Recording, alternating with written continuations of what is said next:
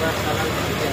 Kalau ini yang ada di sekitaran kita ya, yang kadang itu kita lupa ya, atau kadang itu tidak kita sadari ya, tapi itu bisa mendatangkan manfaat bagi kita ya, atau kalau tidak itu mungkin bisa mendatangkan bahaya bagi kita ya. Oke teman-teman, nah itu kita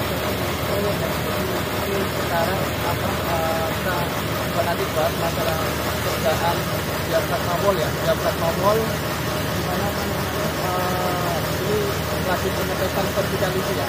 Nah tapi sebelum itu teman-teman jangan lupa untuk pemirsa yang tidak salah paham ya, jangan lupa untuk like, comment, share, dan subscribe. Karena subscribe atau berlangganan itu tidak butuh biaya teman-teman, gratis, tinggal klik.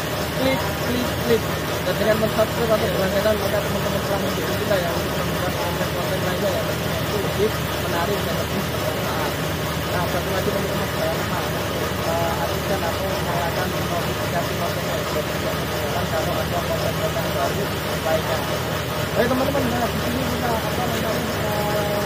kerjaan diafrag mawol ya. Jadi kerjaan diafrag mawol setelah cleaning, setelah pengerjaan galian maupun lain-lain, sebelum pengerjaan instalasi besi, maka kita harus lakukan tes vertikality ya.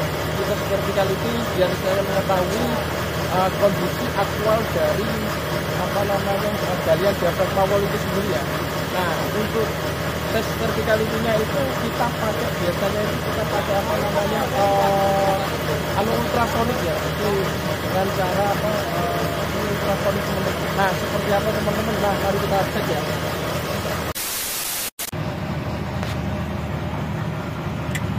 Ini alatnya namanya apa Pak? Alat tes vertikality dengan model, nama alatnya Samyon. Nah, Ya. Kalau namanya ini Ultrasonic drilling hole. Ultrasonic drilling hole. Dengan Pak siapa Pak? Pak Agus Eko. Pak Agus Eko. Nah ini sekarang lagi ngapain ini Pak? Lagi menyeting titik as. Oh ini harus sensor. berarti harus Pak ya? Harus diapakan itu?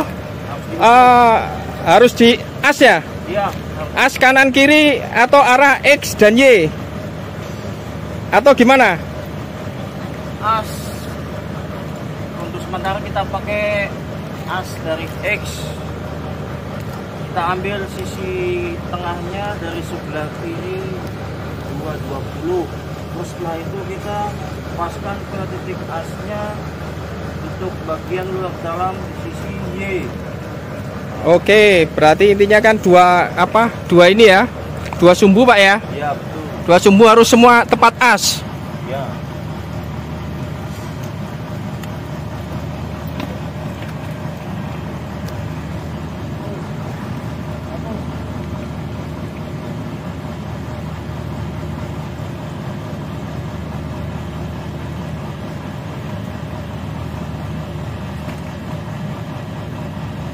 Itu pakai Pak, wireless. Wireless.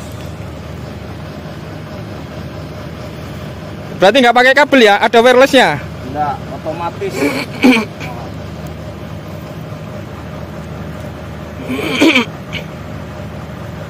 Nah ini alat terbaru, jadinya semua serba otomatis.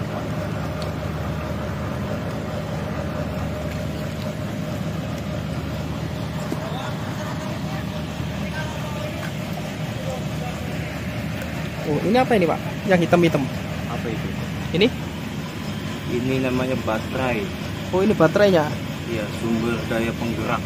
Oh kayak kayak apa namanya, aki. Ya, aki bisa dibilang, powerbank bisa dibilang. Oh gitu ya. Iya. Tapi sekarang sudah namanya mungkin ya power bank gitu ya. Ah ya betul. Pokoknya sumber daya. Baterai ya. Ya baterai. Baterai power.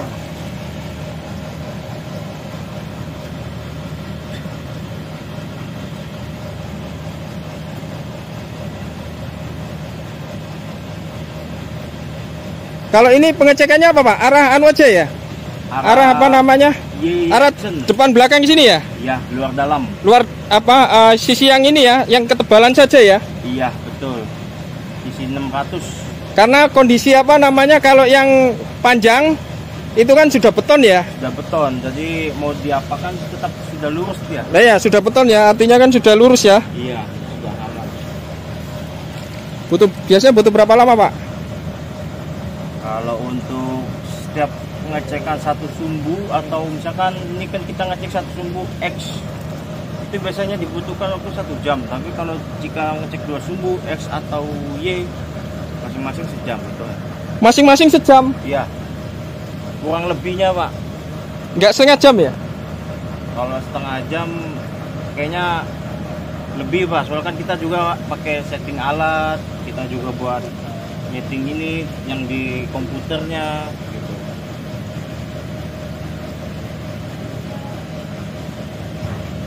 Nah, oke. Terus ini gimana, Pak? Setelah ini? Ya kita langsung masuk ke. Ini sudah, kalau alatnya ini sudah seperti ini aja. Berarti langsung setting ini ya? Apa di komputer ya? Iya betul, Pak. Langsung setting di komputer, langsung terkoneksi.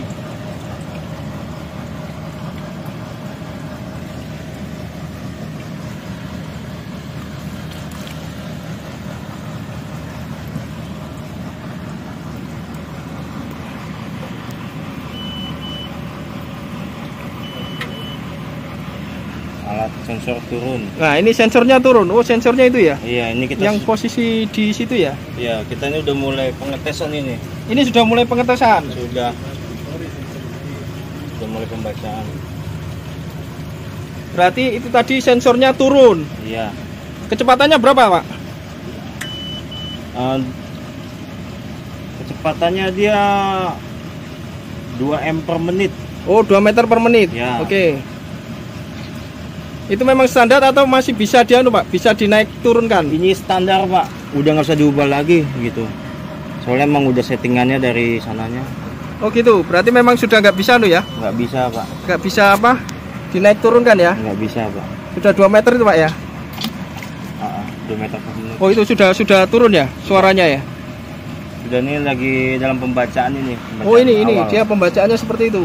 Iya. Oh, dia akan turun ini ya? Ini dia berupa grafik ya. Berupa grafik. Dan gelombang ini yang disebut lah ultrasonik. Oh, itu. Ini dari gelombang ini kita bisa mengetahui dari pergerakan pembacaan itu seperti apa.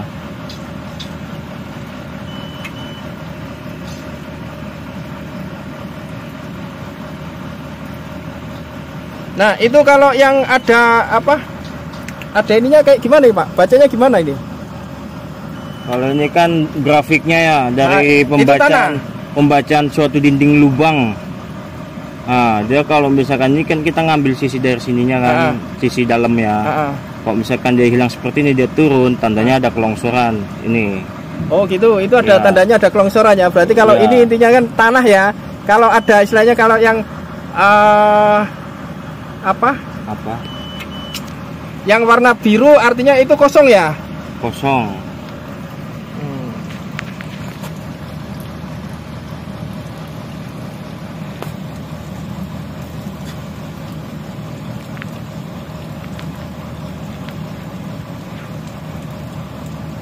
Kalau untuk sisi Y aksen ini sisi bagian dalam. Kalau untuk sisi Y ini bagian luar. Ini dalam. Yang merah, yang istilahnya yang merah itu yang sisi dalam ya. Dalam itu yang mana? Sini ya?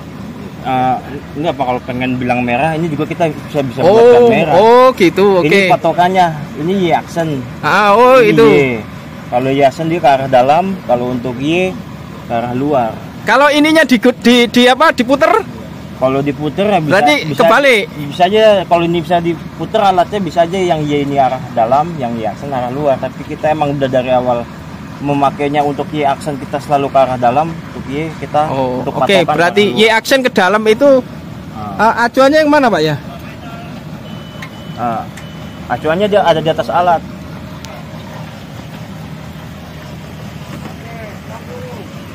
Ini, Pak. Oh, ini aksen ya itu acuannya. Y aksen ke arah dalam toh. Ya. Y ke arah luar. Acuannya. Oh, itu berarti acuannya itu ya? Iya, betul.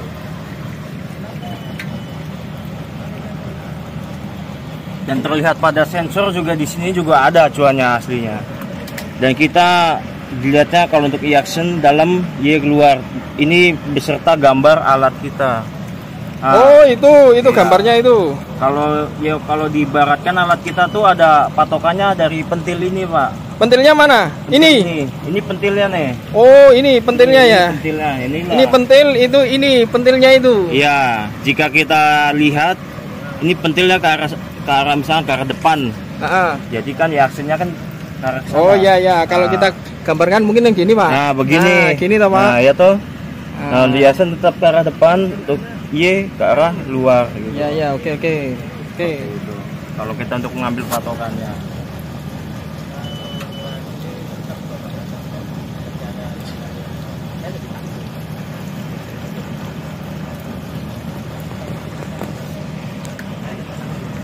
Pak, bentar. Ini kalau saya Pak ya. Ini kenapa dia Pak, apa namanya? Lebar terus ininya cuman dikit. Berarti sebenarnya yang 600 itu yang ini. Iya. Yang ini? Enggak, Pak, gini. Saya jelaskan. Awalnya emang lubang ini sudah melebar di dalam. Ya toh. Dari desain 600 ya di 60 cm gitu. Dia udah melebar dengan hasil pembacaan di bawah gate wall ini 1 meter. Dia terhitung udah ada kelongsoran. Ini di sisi luar dulu kita baca ya. Ini udah ada kelongsoran. Itu sedalam, kalau sedalam sini cuma 15 cm. Panjangnya. Kalau dalamnya ini bisa mencapai, hitunglah kita dari garis putus ini yang kecil-kecil itu dihitungnya per garis ini 10 cm gitu. Berarti sorry Pak, ini kan sudah ada ya, ini 0, ini dalam senti ya? Iya. Berarti kan ini 0 sampai 50 kan, ini kan 50 cm. Padahal kalau kita hitungannya 600, berarti kan ini 30 cm, ini 30 cm. Bagi dua. Bagi dua ya, kurang lebih kan gitu. Tapi berhubung ini lubang udah melebar ya. Nah, gitu. Sekarang saya mau nanya Pak, ini kan kalau nolnya, ya toh, ini kan ada titik 0. Nolnya itu di mana posisinya Pak? Nol itu di tengah Pak. Makanya kita ukur awal itu setting alat pakai meteran, ngambil asnya gitu. Bukan, maksudku apa namanya, 0 kedalaman. Ini kan 0 itu kan kelihatannya kan nggak ada. Iya. Kosong lah, ibaratnya kan semuanya kosong. Kita ngambil ini kan bahas tengah ini kan. Kita ngebahas tengah ini kan. Ya, bahas tengah itu. Iya, nolnya itu 0 titik as. Nah, dalam arti kata nih posisinya di tengah-tengah. Dan ini dari kedalaman 0 dan asnya di titik 0 gitu. Makanya kita tes posisi 0 ini, sensor tuh ada di tengah. Karena dari awal kita ukur untuk asnya gitu. Ya, maksudnya gini Pak, kalau kita posisinya kan ini kan 0. Ini kan sekarang kan harusnya kan mulai dia, maksudnya apa? Ini kan ada nih Pak, sudah ada apa? Sudah ada batas ini. Ya toh, ini kan ada batas. Nah, berarti batasnya itu mulai ini nih. Iya. Karena kan ini kan batas dari sini ke sini kan dia lebih dari 60 juga, Pak. Ya, dia ini kan lebih dari 60 ya. Iya. Berarti ini toh. Iya. Terus habis itu kok kesininya dia lagi apa? Apa itu? Ada tanah lagi di sini. Berarti ini mengecil. Ini bukan tanah, Pak. Apa itu? Ini lumpur. Oh, itu lumpur. Iya, ini kalau bisa disebut ini rasio lumpurnya dia tebal di dalam ini. Oh. Gitu. Kalau ini kita tetap ngambil hasil acuan pembacaan ini dinding kita.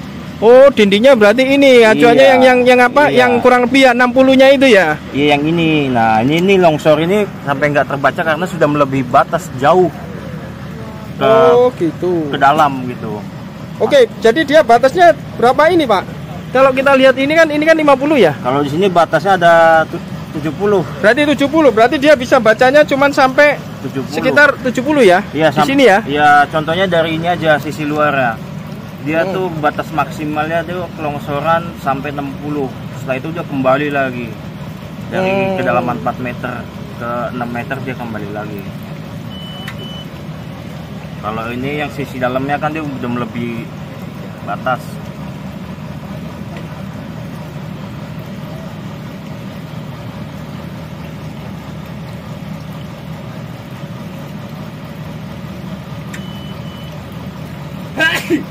Ini setahu Pak Agus, alat ini cuma dipakai untuk gimana saja Pak? Bisa dipakai, diaplikasikan kemana saja Pak?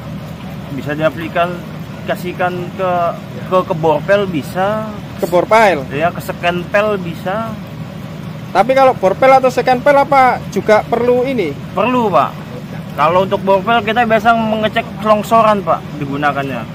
Tapi kalau misalkan untuk scan pel kita digunakan untuk mengecek kemiringan verticality suatu, karena kan suatu lubang, karena kan scan file itu udah full casing Pak posisinya. Jadi kita lihat. Oh iya, kalau scan file dia full casing. Full casing dari aktual sampai bawah itu. Hanya kita lihat kemiringannya berapa persen dari situ. Kita kalkulasikan secara otomatis. Seperti itu Pak.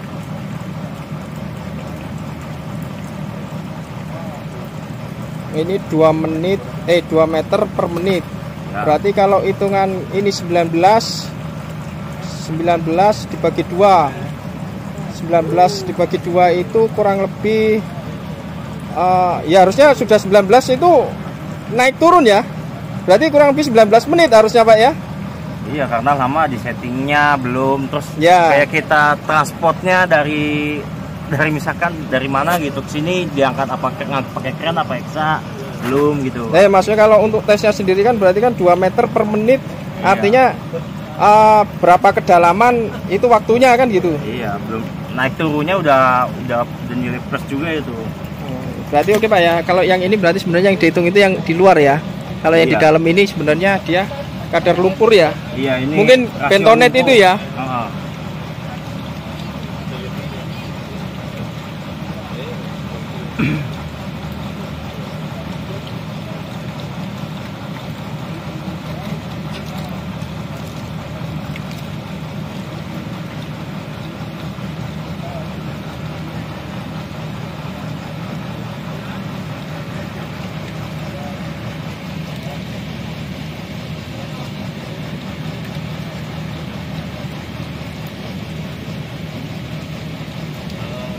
Mas, kamu sudah datang.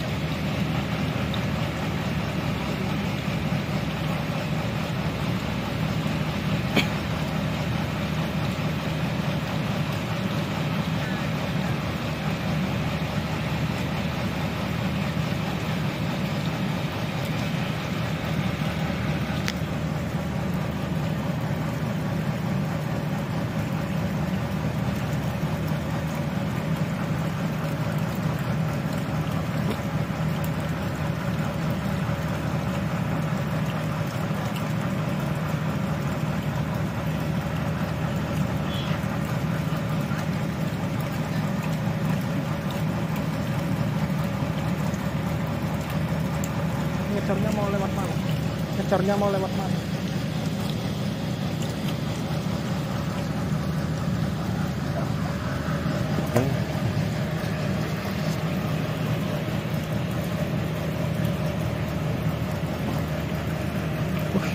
Banyak ini ya. Kenapa? Lubang yang lebar Pak.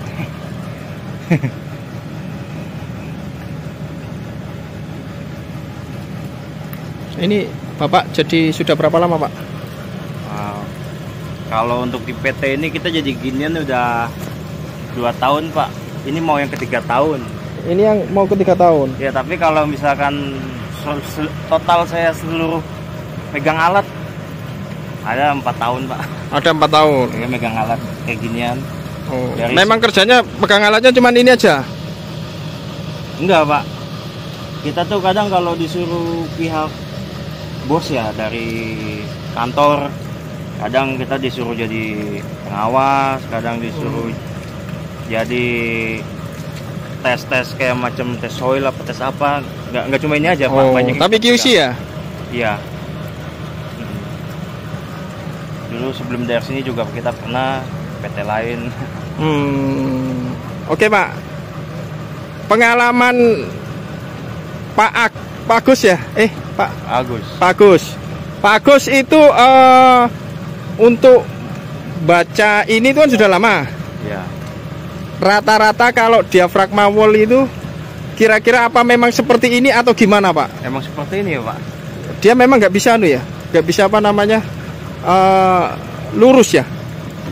Nggak bisa Pak. Karena dia ya mohon maaf ya, ini diafragma ini ibaratkan kita kayak ngetes borpel loh Pak.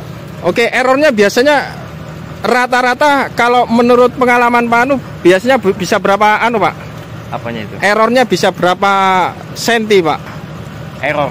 Iya, maksudnya artinya error apa? Ini kan kemiringannya jauh. Nah, kemiringannya artinya kan kita desain kan ini kan berarti kan 30 Pak ya. Di sini Iya. harusnya kan 30, di sini 30. Oh. Nah, ini kan ada error itu istilahnya kan ada ketidaksesuaian. Oh, Kan kabur gitu. dari desain lah Nah, gitu. kabur dari desain. Apa? Itu rata-rata menurut pengalaman selama beberapa tahun itu kira-kira rata-rata berapa senti, Pak? Paling jauh. Ya jangan kita mau rata-rata dulu, rata-rata. Kalau rata-rata itu kan Kalau Ya. kalau rata-rata sih 20-30. 20-30 senti. Ya, dengan toleransi minimal 10 cm. Nah, tapi kalau Maksudnya gimana? Toleransi 10 cm. kan misalkan ini kan kita lihat dari hasil tes pembacaannya Pak ya. Sebentar ini kita pause dulu. Kita lihat dari hasil tes pembacaan. Nah, kenapa Pak harus di-pause, Pak? Enggak, Biarkan saja nggak apa-apa, Pak. biarkan aja. Udah, biarkan saja, Pak. Biar cepet juga. Gimana? Kalau misalkan kita kan dari hasil tes pembacaan nih, otomatis kan nih grafik dinding lubang kan pasti kabur kan. Ya, kabur. Oke. Nah, Terus? yang dibilang Bapak error kan. Mm-mm. Nah, kadang kan kita ngeliat ada kelongsoran atau gimana. Mm-mm. Oke. Jadi dari hasil pembacaan di atas ini parameternya kita bisa lihat kalau misalkan kita dikabur dia ada toleransinya gitu. Toleransi kita paling kecil biasanya 10 minimal, tapi kalau misalnya paling jauh ya sekitar 20-30 gitu. Oh gitu, berarti Ya, tapi kalau misalkan paling jauh lagi, kalau bener lubangnya jelek lah, apa gimana, itu bisa sampai semeter 2 meter. artinya 10 cm itu sudah pasti ya? Pasti Pak, bagus gitu. Oh 10 cm itu bagus ya? Bagus.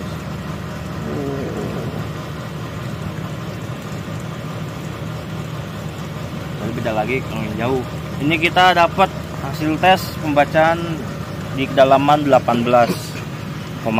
Kenapa 18? Ngendap Pak, Oh dia ngendap. ngendap. Lumpur itu Ini berarti sudah maksimal, sudah dia nggak bisa lagi? nggak bisa lagi, dia soalnya kalau udah ketemu lumpur Heeh. berhenti Pak sensor kita gitu. Oh tahunya di mana Pak? Ini kan ini pause ini, di down kan? Di down kan tetap kagak mau dia. Oh dia sudah nggak mau. Udah nggak mau. Oh sudah nggak mau, berarti itu sudah mentok di 18. Iya, Artinya di situ ada endapan lumpur ada endapan lumpur. yang nggak bisa ditembus sama nama sensor, Iya. sama istilahnya yang tadi itu turunnya. Iya. Berarti ini berarti sudah dinaikkan. Belum, ini kita lagi save data save. Oh save dulu datanya, oke. Di save dulu datanya. Ya, Terus nanti bisa dikeluarkan dalam bentuk print-printan. iya. Betul. Nanti mungkin besok bisa dianu Pak ya. Jadi Terus, terus. jadi solusinya ya harus di cleaning ulang, kalau nggak di airlift. Oh gitu. Di cleaning ulang atau di airlift. Iya, di cleaning untuk pengangkatan lumpur, setelah itu di airlift. Biasanya. Gitu Pak ya. Berarti ini perlu di cleaning lagi. Nah, di cleaning 2 atau 3 kali. Di 18 tadi berapa? 18,60. 1860. Berarti masih kurang 1 meteran. Iya. Karena lumpur.